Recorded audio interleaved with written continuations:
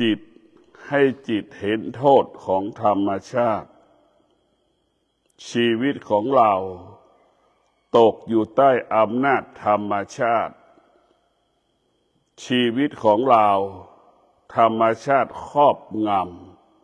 ำจิตใจของเราร่างกายของเราธรรมชาติเปรียบเสมือนคุกจิตเราเปรียบเสมือนคนติดคุกธรรมชาติก็เปรียบเสมือนยาเสพติดจิตของเราก็เหมือนคนติดยาเสพติดไปติดในธรรมชาติไปหลงในธรรมชาติจนถึงที่สุดธรรมชาติก็ทำลายชีวิตของเราทุกข์เพราะธรรมชาติเราลำบากเพราะธรรมชาติธรรมชาติจึงเป็นผู้เบียดเบียนชีวิตของเราฝึกจิตเพื่อให้จิตเป็นจิตผู้รู้เราฝึกจิตเพื่อให้จิตของเราเท่าทันธรรมชาติให้รู้ธรรมชาติที่มันปรากฏทางตาหูจมูกลิ้นกายใจเราจะไม่ยึดติดธรรมชาติเราฝึกจิตให้จิตเป็นผู้รู้แยกธรรมชาติออกจากธรรมเอาธรรมออกจากธรรมชาติเอาธรรมชาติออกจากธรรมเราฝึกจิตให้จิตเป็นผู้รู้แยกสุขกับทุกข์ออกจากกันเราฝึกจิตให้จิตเป็นผู้รู้สุขเกิดที่ไหนทุกข์ก็เกิดขึ้นที่นั่นทุกข์เกิดขึ้นที่ใดสุขก็เกิดขึ้นที่นั่น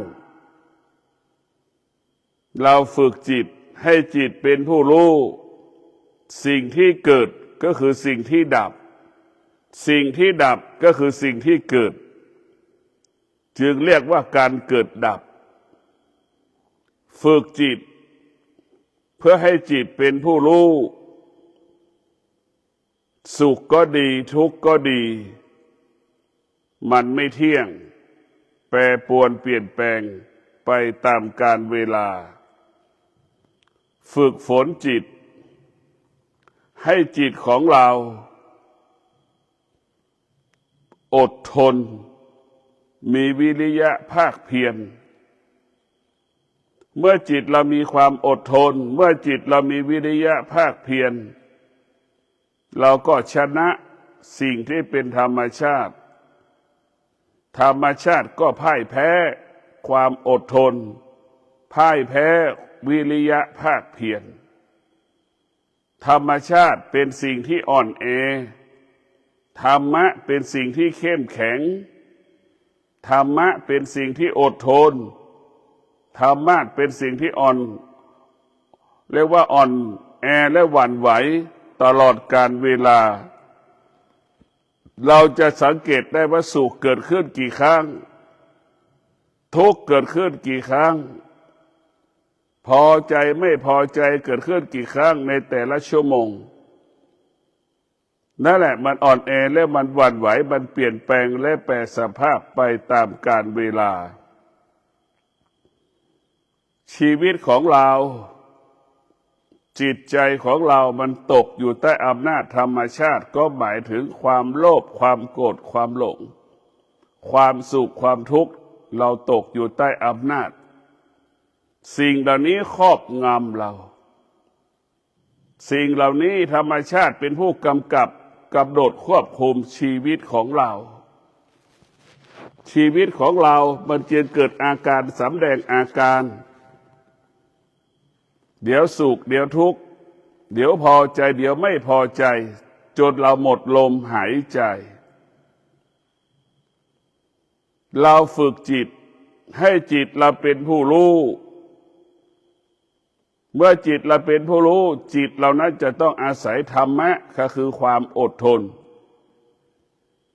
จิตเราจะต้องอาศัยธรรมะวิริยะภาคเพียรจิตเราต้องมีสติสมาธิปัญญาเราจะต้องให้จิตเรามีสติสมาธิปัญญาจิตเรารู้ว่าสุขก็อย่างหนึ่งทุกข์ก็อย่างหนึ่งสุขก็ดีทุกข์ก็ดีอาศัยซึ่งกันและกันอยู่ร่วมกันดังสามีภรรยาดังพ่อแม่ลูกอยู่ร่วมกันแบบนั้นอาศัยกันพึ่งพากันอยู่ร่วมกันแค่บางเวลาที่สุดก็ต้องแยกจากกันไปนั่นคือธรรมชาติเมื่อเราฝึกจิตเราเป็นจิตผู้รู้จิตเราจะไม่ยึดติดธรรมชาติทั้งสิ้นสุขที่ปรากฏทุกข์ที่ปรากฏความโลภความโกรธความหลงพอใจไม่พอใจโมโหหงุดหงิดที่มันปรากฏจิตเราจะเป็นผู้รู้จะอยู่เหนือสิ่งเหล่านี้เราจะอยู่เหนือสิ่งเหล่านี้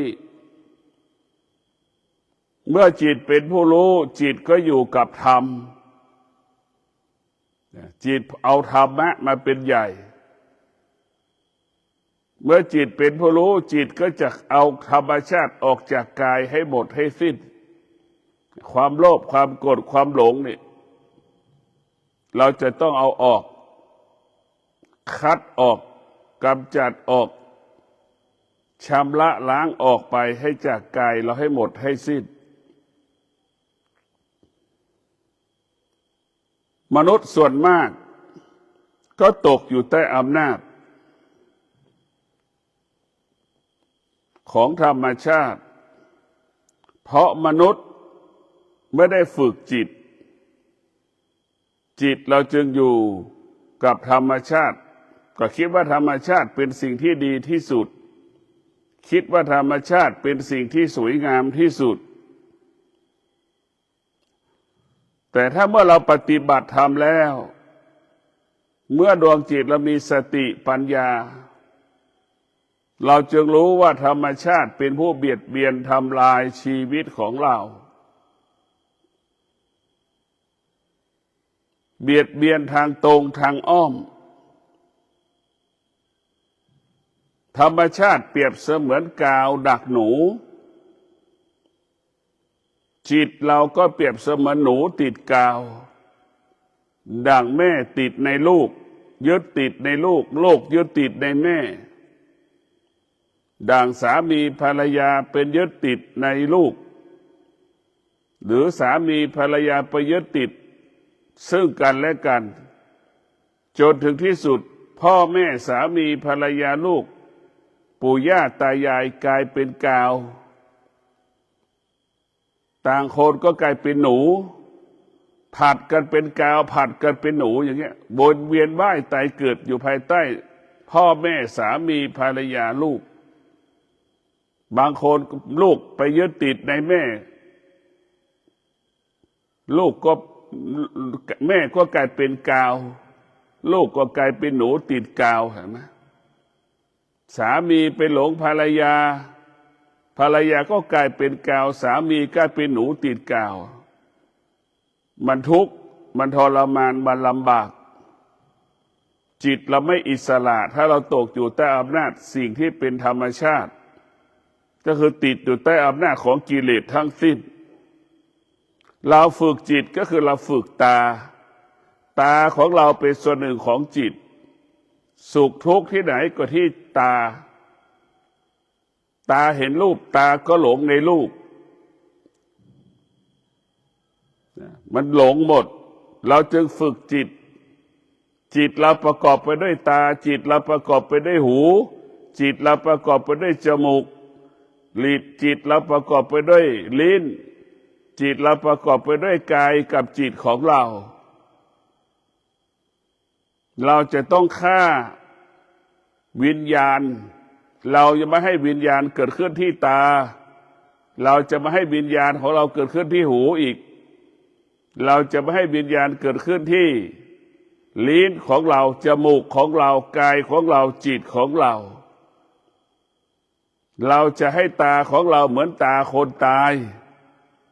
เราจะให้หูของเราเหมือนหูคนตายเราจะให้จมูกของเราเหมือนจมูกคนตายเราจะให้ลิ้นของเราเหมือนลิ้นคนตายกายของเราก็ให้เหมือนกายคนตายจิตของเราก็ให้เหมือนจิตคนตายเราฝึกจิตฝึกฝนจิตเพื่อฆ่าวิญญาณ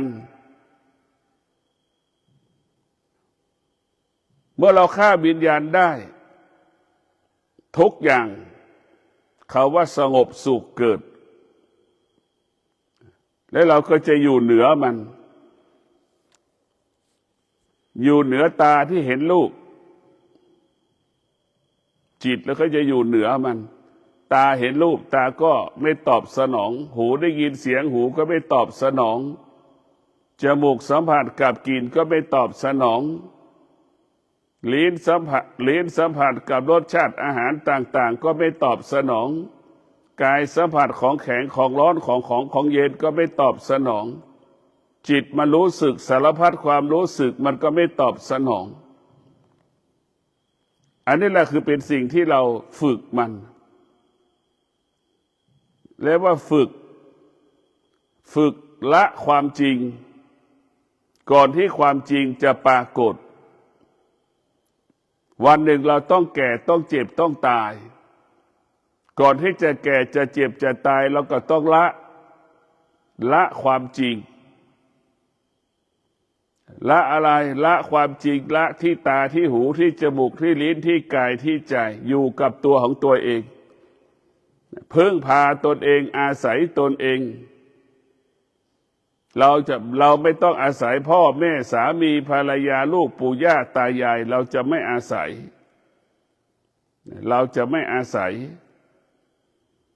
ถ้าเราไปอาศัยเมื่อไหร่มันก็จะเกิดคำว่าความทุกข์ทั้งสิ้น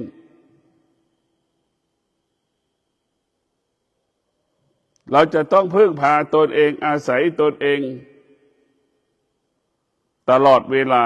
เราฝึกจิตให้จิตพึ่งพาตนเองอาศัยตนเองเหมือนดังต้นไม้บนภูเขาฤดูร้อนต้นไม้ก็ไม่มีค่าสำหรับต้นไม้เพราะต้นไม้พึ่งพาตนเองได้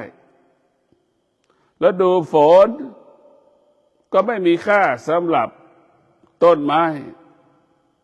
ฤดูหนาวก็ไม่มีค่าสำหรับต้นไม้ฝนจะตกไม่ตกไม่มีค่าไม่มีความหมายไม่สามารถทำให้ต้นไม้บนภูเขานั้นสะเทือนและหวั่นไหวได้ผู้ที่ฝึกจิตนั้นมีสติกับปัญญาก็ไม่สะเทือนไม่หวั่นไหวเมื่อฤดูร้อนปรากฏฤดูหนาวปรากฏเมื่อกิเลสปรากฏตัณหาปรากฏราคะปรากฏสิ่งต่างๆปรากฏมาสำแดงอาการเราก็ไม่หวั่นไหวเรามีสติรู้เราจะไม่หวั่นไหวไม่สำแดงอาการเหมือนดั่งต้นไม้บนภูเขาเราฝึกจิตให้จิตเรามั่นคงดั่งต้นไม้บนภูเขาให้พึ่งพาตนเองอาศัยตนเองตนแลเป็นที่พึ่งแห่งตนเราเกิดมาเราจะไม่ต้องอาศัยพ่อและแม่แค่พ่อแม่ให้ชีวิตเราก็ประเสริฐแล้วให้รู้อย่างนี้เป็นแบบนี้เราฝึกจิตให้จิตเรามีสติกับปัญญาฝึกจิตให้มีสมาธิกับปัญญาเราก็อยู่พึ่งพาตนเองอาศัยตนเองเราจะมีแม่ไม่มีแม่เราก็อยู่ได้ให้คิดแบบนี้ฝึกเหมือนต้นไม้ภูเขาฝนจะตกไม่ตกเราก็อยู่ได้มันจะตกมากเราก็อยู่ได้จะตกน้อยก็อยู่ได้มันจะแรงมากเราก็อยู่ได้มันจะหนาวเย็นจัดเราก็อยู่ได้ที่สุดมันเป็นเช่นนั้นให้เรารู้ตามความเป็นจริงไม่มีใครอยู่กับเราได้อยู่ตลอดเวลาให้เราเข้าใจสิ่งที่อยู่กับเราตลอดเวลาก็คือธรรม ธรรมะของพระพุทธเจ้าคำสอนของพระพุทธเจ้าอยู่กับเราตลอดเวลาคือสติกับปัญญาแยกได้ว่าสุขแยกได้ว่าทุกข์เมื่อเรามีสติปัญญาเราก็รู้ว่าสุขกับทุกข์อยู่ที่เดียวกันแสดงอาการเกิดต่างกันดังเช่นมะม่วงสุกกับมะม่วงดิบนั่นแหละทุกข์ก็เปรียบเสมือนมะม่วงดิบสุขก็เปรียบเสมือนมะม่วงสุกมันอยู่ที่เดียวกันจนถึงที่สุดมะม่วงที่มันดิบแล้วก็กลายเป็นสุกมันก็สลายไปเหมือนกันหมดฉันใดสุขก็ดีทุกข์ก็ดีมันไม่เที่ยงเสมอเหมือนกันหมดเสมอเหมือนกันหมดสุขก็ไม่เที่ยงทุกข์ก็ไม่เที่ยงเสมอเหมือนกันหมดเราเกิดมาแล้วทุกคนสัมผัสกับคำว่าความทุกข์เสมอเหมือนกันหมดสัมผัสกับความสุขเสมอเหมือนกันหมดทุกข์กับสุขเสมอเหมือนกันหมดทุกคนไม่มีใครไม่รู้จักสุขกับทุกข์ทุกคนสัมผัสสุขกับทุกข์เมื่อเรามีสติปัญญาเราจะแยกสุขกับทุกข์ออกจากกันสุขก็เป็นกิเลสทุกข์ก็เป็นกิเลสสุขมันเป็นมายามันแปลสภาพเหมือนแก๊ง18 มงกุฎหลอกล่อให้เราหลงไหลหลอกล่อให้เราติดใจหลอกล่อให้เราชื่นชมที่สุดหลอกล่อให้เราร้องไห้ได้เสียใจเรามีพิจารณาทุกข์คงความเป็นปกติดังเช่นไฟมันร้อนทุกข์คงความเป็นปกติไม่มีมายาไม่มีเล่ห์ไม่มีเหลี่ยมแต่ชาวโลกทั้งหลายกลับไปเกลียดทุกข์กลับไปหลงสุขโดยเฉพาะผู้ที่ปฏิบัติธรรมผู้ปฏิบัติธรรมรู้ว่าความสุขกับความทุกข์เนี่ยผู้ที่ปฏิบัติธรรมจะเอาความทุกข์มากกว่าความสุขเพราะความสุขมันเป็นสิ่งที่ขวางกั้นสำหรับผู้ที่ปฏิบัติธรรมมันเหมือนสุขมันก็เหมือนเราติดคุกมันขังเราไม่ให้เราออกเราหลงมันสุขทำให้เราหลงสุขถ้าเรายึดติดเหมือนคนติดยาออกไม่ได้เพราะฉะนั้นทุกข์ของเรานี่มันเป็นผู้ที่ซื่อสัตย์ต่อเราความทุกข์ไม่เคยหักหลังเราไม่เคยมีใบยาไม่เคยเล่ไม่มีเล่ไม่มีเหลี่ยมมันคงความเป็นปกติของมันเมื่อเรารู้ทุกข์ก็คือเช่นจมูกสัมผัสกับกลิ่นที่มันเหม็นเนี่ยจิตเราก็ตื่นทันทีเลยตื่นออกจากทุกข์ตื่นว่าเกียร์มันมีกลิ่นเหม็นมันจิตมันจะไม่หลงอ่ะเวลาทุกข์มันจะจิตมันจะไม่หลงมันจะตื่นไปมันจะออกจากทุกข์อ่ะตรงกันข้ามจิตมันเห็นสัมผัสกับสุขจิตก็หลงสุขยึดติดในสุขเห็นไหมเราพิจารณาดูทุกข์เมื่อเราสัมผัสจมูกสัมผัสกับกลิ่นแล้วเราก็จะหนีมันออกจากมันไปห่างๆจากมันไปพื้นที่ที่มีกลิ่นเหม็นเราก็รู้ว่าทุกข์เนี่ยทำให้จิตเราตื่นทุกลมหายใจแต่กลับไปดูความสุขทำให้จิตเราหลงตลอดเวลาให้จิตเรายึดติดตลอดเวลาสุขมันเปรียบเสมือนกาวอะดักหนูนั่นแหละเราก็เป็นหนูติดกาวไปยึดติดแบบนั้นแหละสุขก็เปรียบเสมือนยาเสพติดคนทั้งโลกก็ไปติดเหมือนคนทั้งโลกติดยาเสพติดติดสุขเสพสุขใช่ไหมมันทำให้เราหลงน่ะตรงกันข้ามทุกข์ทำให้เราตื่นตัวตลอดเวลาว่ามันร้อนเห็นไหมเราจะไปดับทุกข์ที่ร้อนคือไปหาน้ำอาบ สุขนี่เราหลงมันตลอดอีกนิดหนึ่งอีกนิดหนึ่งอีกนิดหนึ่งเนี่ยนั่นแหละคือสุขมันจะมีข้อต่อรองแต่ตรงกันข้ามทุกข์เราไม่มีข้อต่อรองพอมันทุกข์เกิดขึ้นปุ๊บเราจะหนีทันทีเราจะตื่นจิตเราจะตื่นรู้ออกจากทุกข์จนถึงที่สุดจิตเราก็พ้นทุกข์เพราะเราตื่นรู้ออกจากทุกข์จิตเราจึงพ้นทุกข์ทุกข์นี่ถ้าจริงๆแล้วมันก็มีมันอายุสั้นอายุสั้นสุขในอายุยั่งยืนมันไม่จบไม่สิ้นมันไม่จบมันแปลสภาพเล่นละครให้หลอกให้เราตลอดเวลา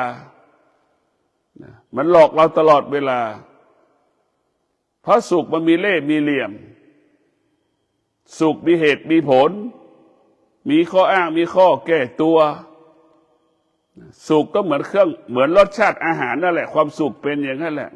มันต้องไปอาศัยสิ่งอื่นๆรวมกันแล้วเรียกว่าความสุขความทุกข์ไม่ต้องอาศัยอื่นๆมันไม่ต้องอาศัยสิ่งอื่นมันเช่นไฟมันก็ร้อนอย่างนั้นแหละมันต้องว่ามีเหตุผลใดๆของเน่าของเหม็นมันก็รู้อย่างนั้นแหละมันไม่ต้องไปอาศัยอะไรมาปรุงแต่งเพราะฉะนั้นพวกเราทั้งหลายเราฝึกจิตให้จิตอยู่เหนือธรรมชาติเราฝึกจิตให้จิตละธรรมชาติเราฝึกจิตไม่ให้จิตไปตามรู้ธรรมชาติเราฝึกจิตไม่ให้จิตเราไปตามรู้ธรรมของธรรมชาติธรรมชาติมันก็เหมือนละครหนึ่งเรื่องนั่นแหละประกอบไปด้วยพ่อแม่สามีภรรยาลูกปู่ย่าตายายลูกจ้างนายจ้างคนใช้มีโจรมีผู้ร้ายจะเป็นแค่นั้นแหละสมมุติก็ขึ้นมาสุขก็ไม่จะแสดงละครเช่นนั้นมันเล่นเป็นพ่อเป็นแม่เป็นสามีเป็นภรรยาเป็นลูกจ้างนายจ้างเป็นโจรเป็นผู้ร้ายเห็นไหมมันจึงเป็นอาการอย่างนั้นเหมือนมันสุขเปรียบเสมือนพระเอก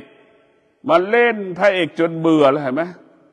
เมื่อเราอิ่มเมื่อเราเบื่อสุขแล้วมันกลายเป็นทุกข์ต่ออีกทุกข์ก็เหมือ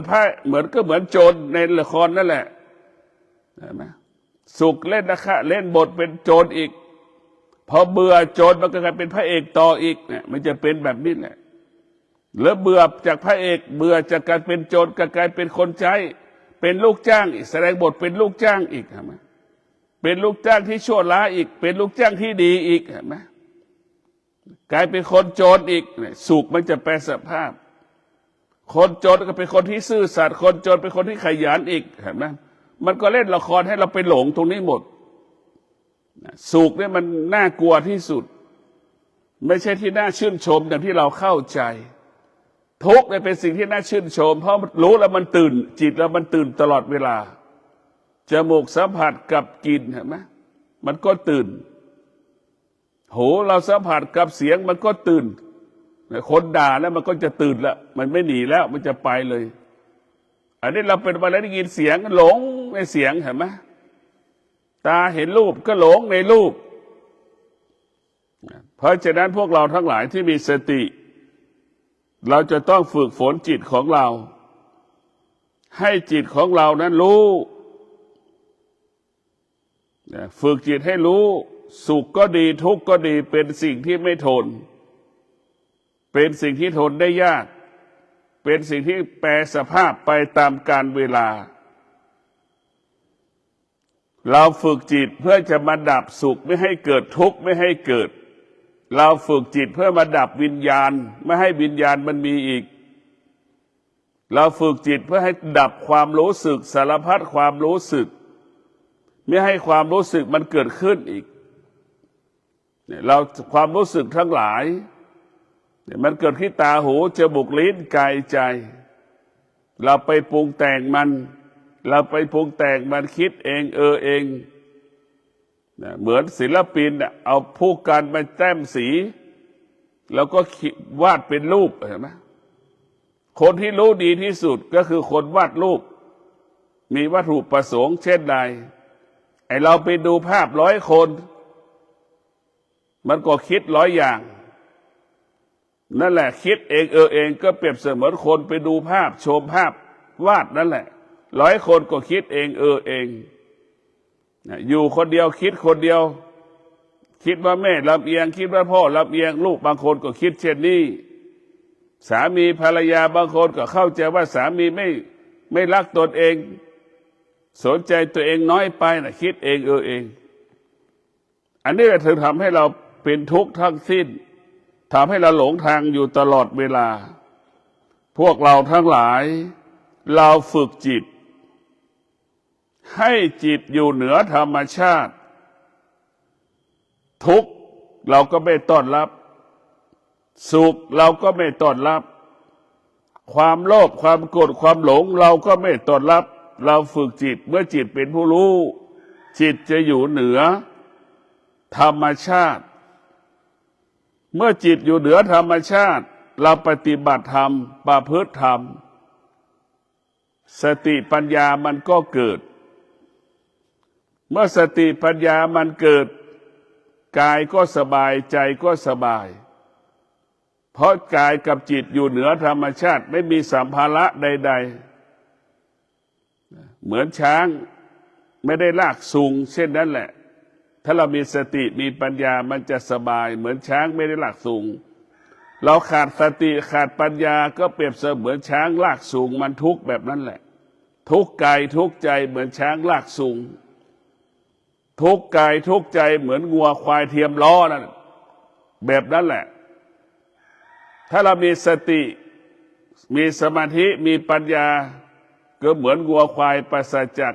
เทียมล้อไม่ได้เทียมล้อปราศจากล้อปราศจากเชือกผูกมัดคอรัดคองัวควายนั่นแหละเราจะเป็นอิสระหากเราขาดสติขาดปัญญาก็เปรียบเสมือนงัวควายที่ถูกเชือกมัดคอไว้น่ะมันทุกข์มันทรมานมันลำบากสุขก็เหมือนเชือกทุกข์ก็เหมือนเชือกความโลภความโกรธความหลงก็เหมือนเชือกผูกคอเราไว้มันทุกข์มันทรมานมันลำบากฝากให้พวกเราได้พิจารณาชีวิตของเราเมื่อเราขาดสติมันก็กลายเป็นความทุกข์เมื่อเราขาดสติเราก็จะหลงในความสุขเมื่อเราขาดสติก็เกลียดความทุกข์ถ้าเรามีสติสุขเราไม่ต้อนรับทุกข์เราไม่ต้อนรับเมื่อเรามีสติเรารู้ว่าสุขกับทุกข์มันเปรียบเสมือนก้อนน้ำแข็งสมมติขึ้นแล้วมันก็จากเราไปน้ำแข็งก้อนน้ำแข็งก็เกิดจากน้ำสมมติขึ้นว่าเป็นก้อนน้ำแข็งจากน้ำที่มันเหลวไปกลายเป็นก้อนเราก็เรียกว่าก้อนน้ำแข็งสุขก็เช่นเดียวกันสมมติขึ้นว่าเป็นสุขสมมติว่าเป็นทุกข์มนุษย์ทั้งโลกก็ไปยึดติดตรงนี้หมดสุขกับทุกข์จึงทำให้ชีวิตเราตกอยู่ใต้อำนาจสุขกับทุกข์ตลอดกาลเวลาเรามีสติเรามีสมาธิเรามีปัญญาเราจะแก้ทุกข์ไม่ให้มันเกิดให้ทุกข์เบาบางลงทุกวันทุกวันทุกวันเรามีสติมีสมาธิมีปัญญาเราจะดับทุกข์เราจะคลายทุกข์เราจะปลดปล่อยทุกข์ออกไปจากกายจากจิตของเราเหมือนคนออกจากคุกนั่นแหละจิตเป็นอิสระถ้าเราปราศจากความทุกข์ปราศจากความสุขจิตเราเป็นอิสระเหมือนคนออกจากคุกพวกเราทั้งหลายเราพิจารณาว่าเมื่อเรามีสติสมาธิมีปัญญา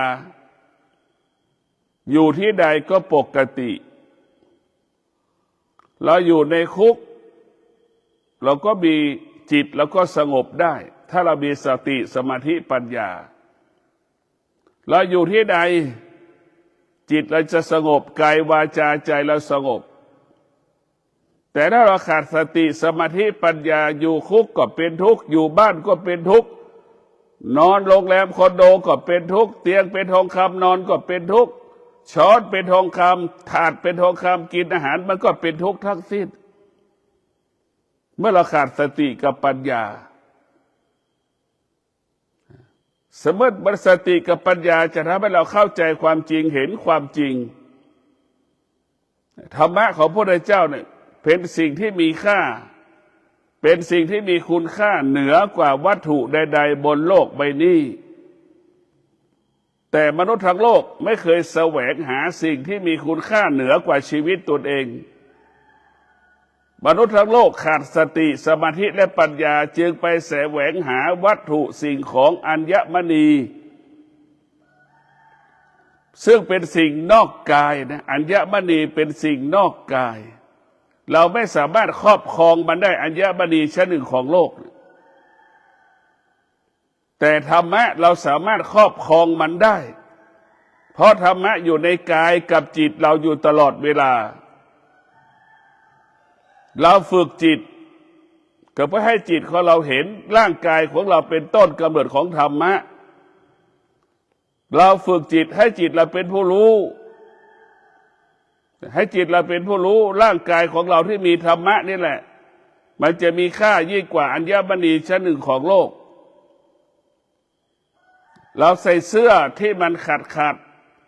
เสื้อเก่าๆแต่หัวใจเรามีธรรมะเราจะมีค่ายิ่งกว่าอัญมณีชั้นหนึ่งของโลกร่างกายของเราประกอบไปด้วยเสื้อเป็นทองคำประดับไปด้วยอัญมณีชั้นหนึ่งของโลกแต่หัวใจจิตใจเราล่วงละเมิดศีลจิตใจเราไม่มีศีลทั้ง5 ข้อจิตใจเราขาดสมาธิจิตใจเราขาดปัญญามันก็ทำให้เราเกิดความเล่าร้อนทำให้กายใจเราไม่สงบพวกเราทั้งหลายธรรมะจะทำให้อัญมณีที่เราใส่นั้นมีค่า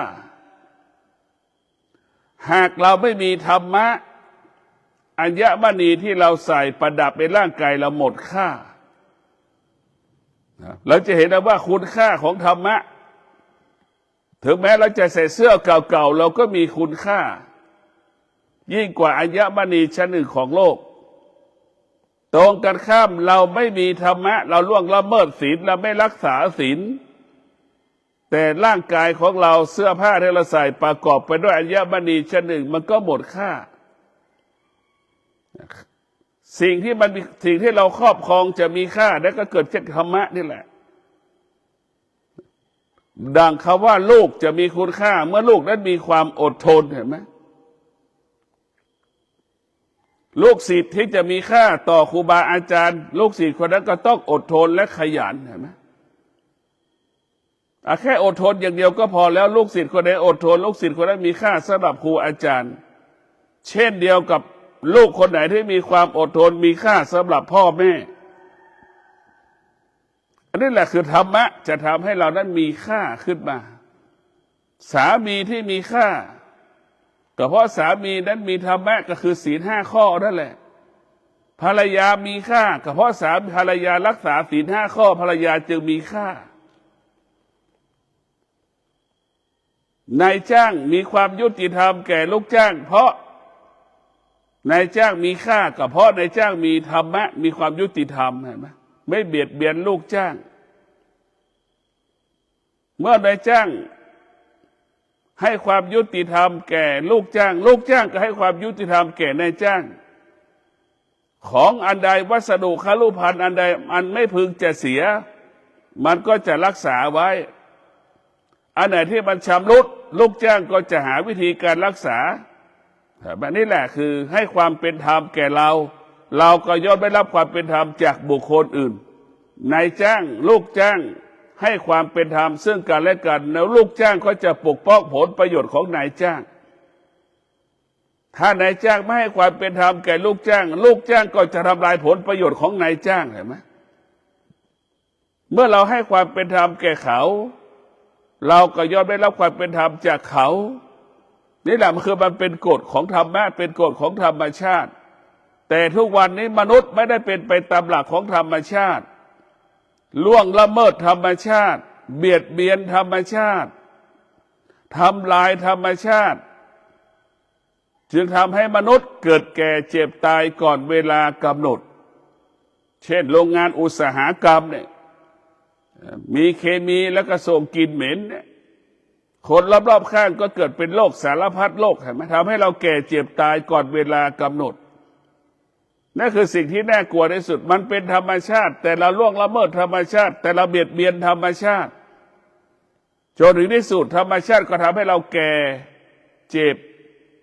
ป่วยตายก่อนเวลากำหนดดังที่เราสัมผัสเป็นอยู่ณปัจจุบันท่านทั้งหลายเราฝึกฝนจิตให้จิตเป็นผู้รู้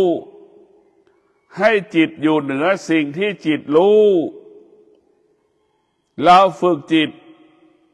ให้จิตเป็นผู้รู้จิตรู้สิ่งใดให้จิตละสิ่งนั้นฝึกจิตให้จิตเป็นผู้รู้จิตรู้สิ่งใดจิตจะไม่ตามรู้แล้วเราไม่ตามรู้สิ่งที่เรารู้จิตมันก็รู้ว่ามันไม่เที่ยงจิตมันรู้สิ่งที่เรารู้ว่ามันไม่เที่ยงสิ่งใดที่มันไม่เที่ยงจิตเป็นผู้รู้จึงไม่ยึดติดก็ขอความสุขสวัสดีจงเกิดแก่ท่านทั้งหลายเราฝึกจิตให้จิตของเราอยู่เหนือธรรมชาติเราฝึกจิตให้จิตของเราเป็นไปตามธรรมะเท่านั้นตามใจเราได้ธรรมชาติไม่สามารถตามใจเราได้เรียกว่าธรรมะตามใจจิตเราต้องการความสำเร็จธรรมะมันก็บอกให้เราอดทนเมื่อเราอดทนมันจะเกิดคำว่าสำเร็จอดทนชนะสำเร็จอดทนชนะสำเร็จมันจะบอกให้เราอย่างนี้ก็ขอความสุขสวัสดีจงเกิดแก่ท่านทั้งหลาย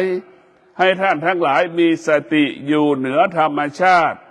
มีสติรู้ว่าธรรมชาติมันเสื่อมมีสติรู้ละธรรมชาติปล่อยธรรมชาติทิ้งธรรมชาติจนถึงที่สุดให้จิตเราอยู่เหนือธรรมชาติขอเจริญพร